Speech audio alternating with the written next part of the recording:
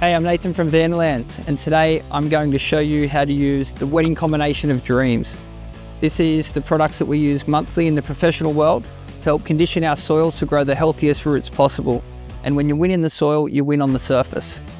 Now, in this application video, I'm going to teach you 4 steps. The first one's going to be how to work out your lawn area size, how to work out how much water you need to cover that lawn area size, your product rates, and how to do the application.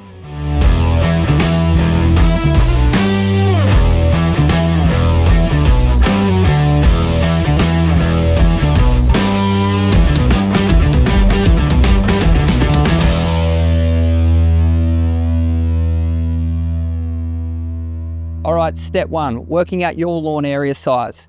You can do it 2 ways. You can step it out, length by width, or you can measure it with a tape measure, length by width. Here on this lawn, we've got 10 meters long by 6 meters wide, 6 times 10, 60 square meters. All right, step 2. Now we've worked out our lawn area size is 60 square meters for this lawn. It's time to work out how much water it takes us to cover that lawn.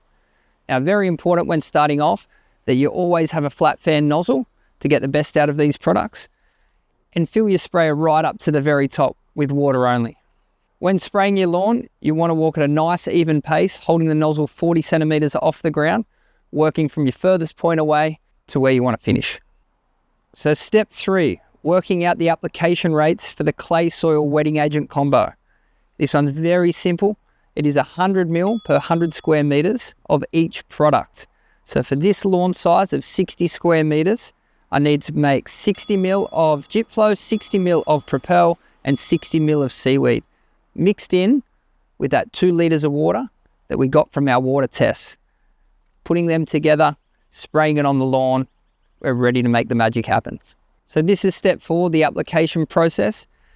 Remember to take nice, even controlled steps, the same way you did it when you did the water test. If you're not so confident, take your backpack off halfway and check that you've got half of that product left from when you started. And if you don't, make an adjustment to walk faster or slower so that when you get to your end, you're out of product and you've put the right amount out there on your lawn.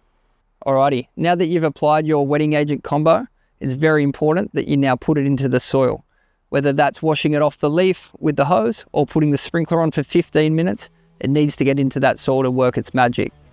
The frequency of this, you'll be applying it monthly from September all the way through to April.